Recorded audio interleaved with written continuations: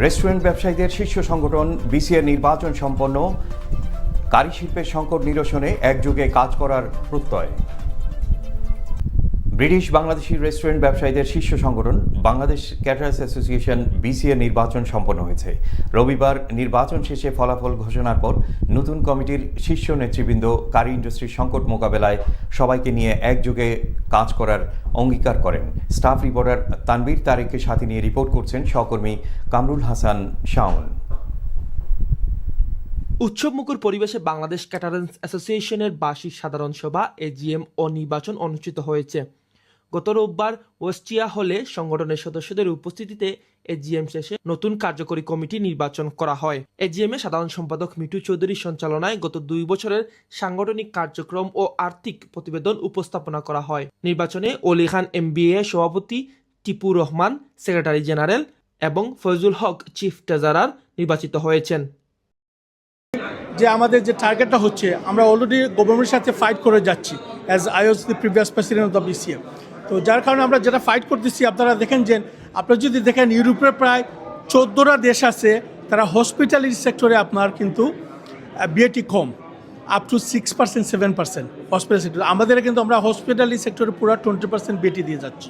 উনি চেঞ্জ হয়েছে, নতুন গভর্নমেন্ট আসছে এবং আমরা আশাবাদী এই নতুন গভর্নমেন্ট কিছু করবে আমাদের ইন্ডাস্ট্রির জন্য। ট্রেজারার হিসাবে আমাদের যে রিজনগুলো আছে সারা ইংল্যান্ডে, এই রিজনগুলো অতি সত্তর আমরা এই রিজনগুলোকে অ্যাক্টিভেট করব এবং আমাদের যে টার্গেট আছে গভর্নমেন্টের সাথে লবি করে, অলরেডি আমরা এটা শুরু করে দিচ্ছি।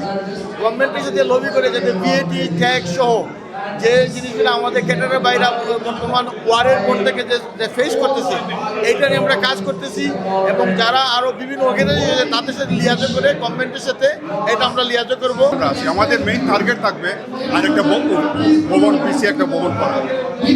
এখন খুব খারাপ সময় যাচ্ছে, এর পরেও আমরা কিন্তু হাল ছাড়বো না। কারি ইন্ডাস্ট্রিকে নিয়ে আবার ব্যাক করতে হবে এবং আমাদের অফিস করতে হবে। আমাদের মেইন টার্গেট থাকবে আমাদের নতুন একটা ভবন। নির্বাচনে নির্বাচন কমিশনার হিসেবে দায়িত্ব পালন করেন প্রধান নির্বাচন কমিশনার, বিচারপতি ও barrister Belayet Hussain, solicitor JP Jaber Miah, charter accountant Rafiqul Haider. অনুষ্ঠানে বক্তব্য দেন বিসিএর সাবেক সভাপতি Pasha Khandaker, MBE MA Munim, OBE ও MA Kamal Yakub, deputy secretary Farhad Hussain Tipu, press and publication secretary Naz Islam. Last 2 বছর আমরা খুব কাম করছি গভর্নমেন্টের লগে।